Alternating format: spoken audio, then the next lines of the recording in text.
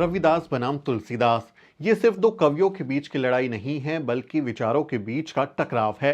भारत में दो तरह की परंपराएं हैं। एक ब्राह्मणवादी परंपरा है जिसमें तुलसीदास और सूरदास जैसे कवियों को बहुत महान माना गया है, और दूसरी परंपरा है श्रमण बहुजन कवियों की, जिसमें रविदास और कबीर जैसे मेहनतकश कवि हुए हैं जो समाज में समानता की बात करते हैं। इन दोनों को आमने सामने रखकर देखिए, तब हकीकत पता चलेगी।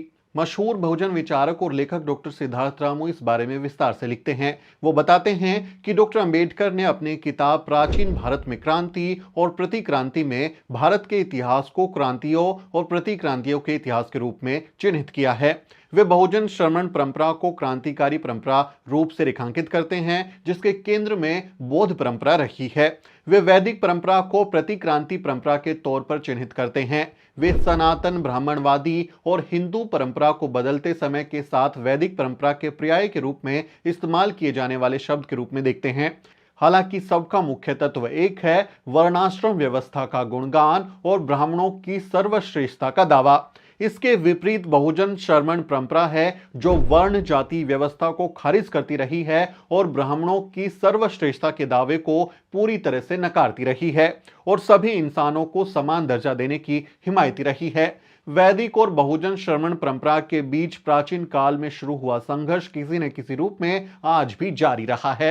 हिंदी पट्टी में मध्यकाल में यह संघर्ष बहुजन संत कवियों की निर्गुण धारा और द्विज भक्त कवियों की सगुण धारा के रूप में सामने आया।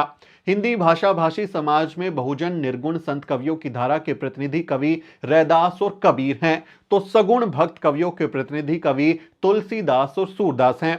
विशेष तौर पर रामचरितमानस के रचयिता तुलसीदास सिर्फ जन्म के आधार पर ब्राह्मणों की श्रेष्ठता का दावा वैदिक परंपरा का केंद्रीय तत्व है, जिसकी अभिव्यक्ति तुलसीदास इन शब्दों में करते हैं: पूजहि विप्र सकल गुणहीना, शूद्र न पूजहि ज्ञान प्रवीणा।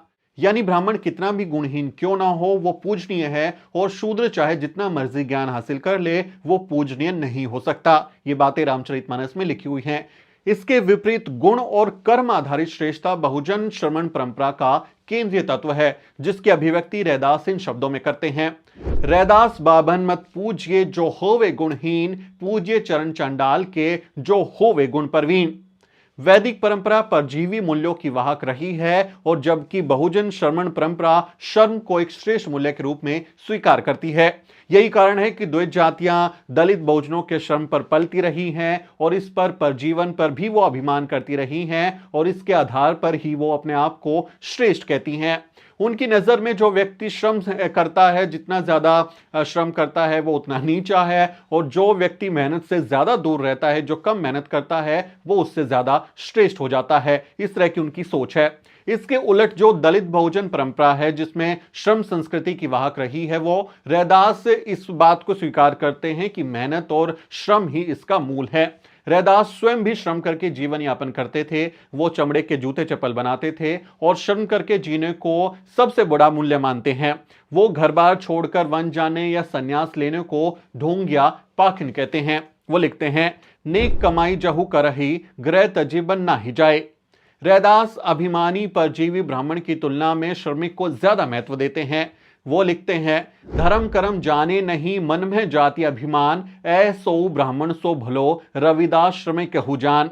यानी रविदास कहते हैं कि जो धर्म कर्म को नहीं जानता, जिसको मानवता में यकीन नहीं है, बस मन में जाति का अभिमान वो रखता है, वो ऐसे ब्राह्मण से तो मेहनत करने वाला जो शख्स है, जो मेहनतकश लोग हैं, वो ज्यादा अच्छे होते हैं। ये बात रविदास कह रहे हैं। ब्राह्मणवादी द्विज परंपरा के विपरीत दलित बहुजन परंपरा के कवि रैदास श्रम की संस्कृति में विश्वास रखते हैं। उनका मानना था कि हर व्यक्ति को मेहनत करके ही खाना चाहिए, उसको मेहनत करने का अधिकार है। रविदास श्रम कर खाइए, जो लो पार बसाए, नेक कमाई सो करही, कबू न निष्फल जाए। यानी जो रविदास है वो कह रहे हैं कि आप मेहनत करते रहिए, वो कभी निष्फल नहीं जाएगी, आप मेहनत की कमाई का ही खाइए।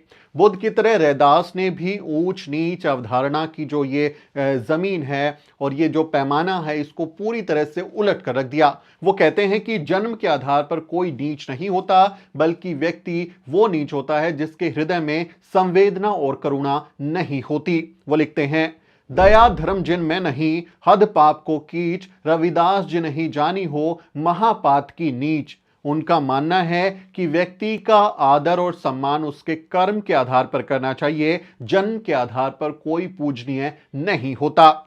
बुद्ध, कबीर, फूले और बाबा साहेब डॉक्टर अंबेडकर, पेरियार की तरह रैदास भी साफ साफ कहते हैं कि कोई ऊंच या नीच अपने मानवीय कर्मों से होता है, जन्म के आधार पर कोई ऊंच नीच नहीं हो सकता।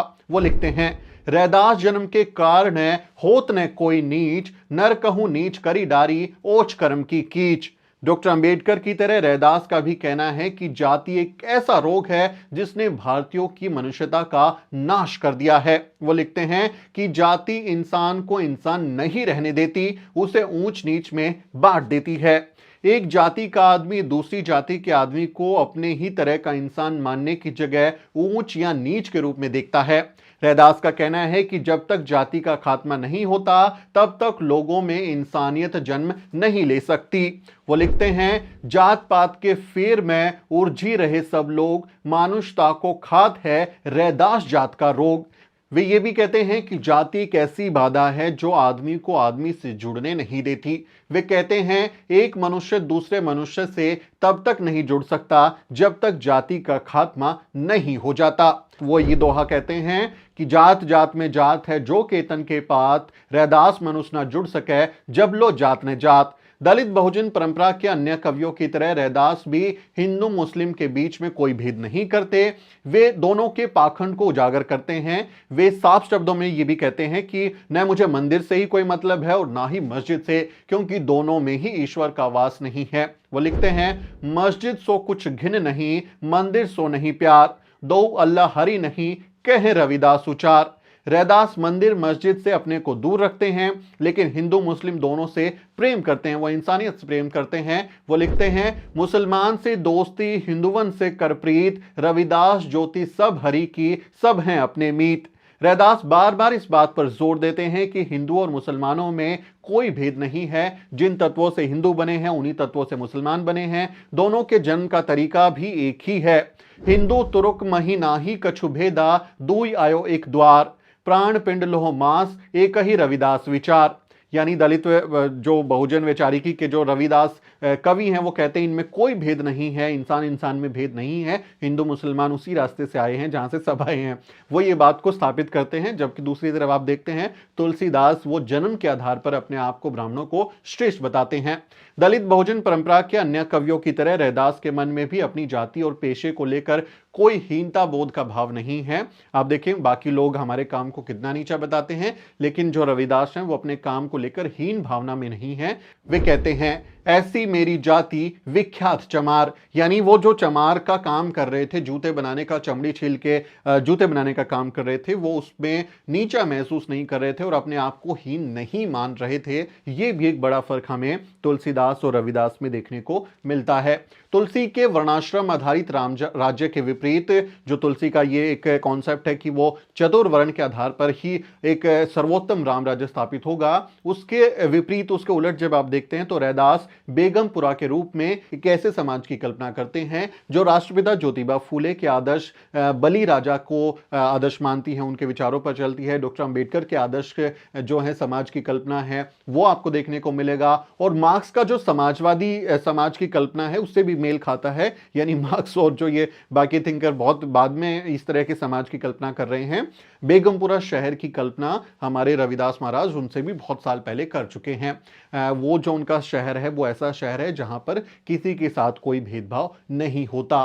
बेगमपुरा शहर को नाउ दुखू अंदोही नहीं तिही ठाऊ, ना तस्वीह खिराजू ने मालू, खौपुन खताने तरसू जुवालू, अब मोही खूब बतन गह पाई, कहां खैरी सदा मेरे भाई, कायमू दायमू सदा पाती साही, दोम ने सोम एक सोआही, आबादानु सदा मसहूर, ऊहा गनी बसही मामूर, तिव तिव सैल करही जे भावे, महरम महल को न अटकावे, कह रविदास खलास चमारा, जो हम सहरी तू मीत हमारा। इस पद में संत रविदास ने अपने समय की व्यवस्था से मुक्ति की तलाश करते हुए जिस दुख विहीन समाज की कल्पना की है उसी का नाम बेगमपुरा या बेगमपुर शहर है। रविदास साहब इस पद के द्वारा बताना चाहते हैं कि उनका आदर्श देश बेगमपुर है, जिसमें ऊंच नीच, अमीर गरीब और छुआछूत का भेद नहीं है, कोई लिंग भेद नहीं है, अमीरी गरीबी से कोई फर्क नहीं पड़ रहा, जहां कोई टैक्स देना नहीं पड़ रहा, जहां कोई संपत्ति का मालिक नहीं है, कोई अन्याय वहां नहीं होता, कोई चिंता नहीं है, कोई आतंक नहीं है, कोई यातना और शोषण नहीं है। रैदास अपने शिष्यों से कहते हैं, ऐ मेरे भाइयों, मैंने ऐसा घर खोज लिया है, यानी उस व्यवस्था को पा लिया है जो हालांकि अभी दूर है, पर उसमें सब कुछ न्यायोचित है। उसमें कोई भी दूसरे तीसरे दर्जे का नागरिक नहीं है, बल्कि सब एक समान है।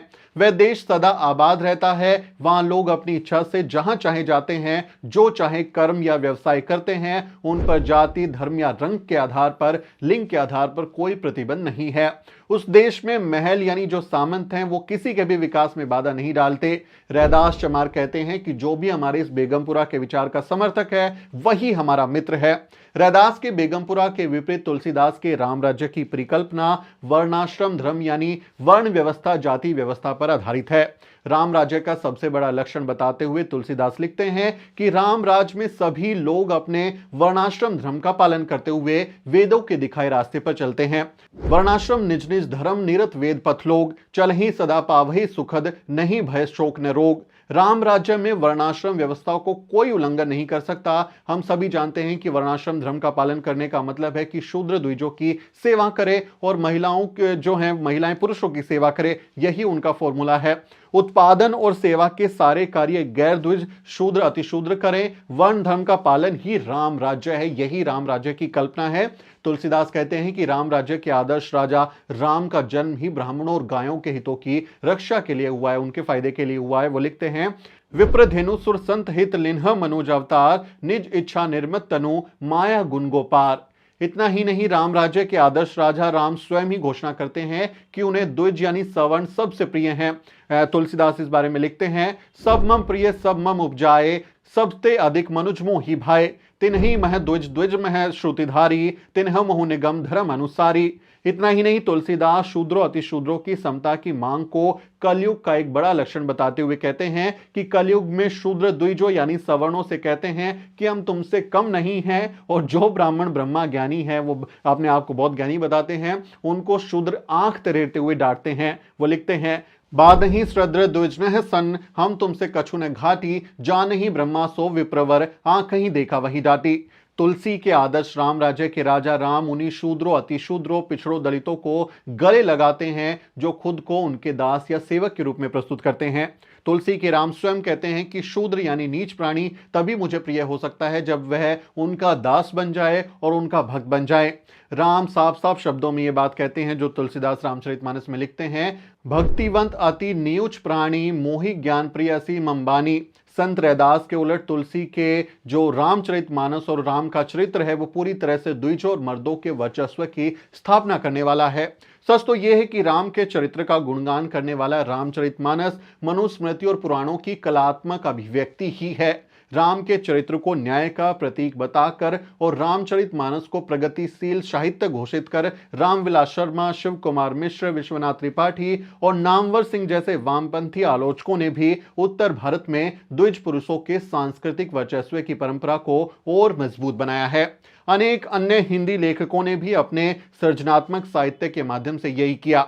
ऐसा करके उन्होंने हिंदी समाज के वर्ण जातिवादी और पितर सत्तात्मक चरित्र को मजबूत बनाया है।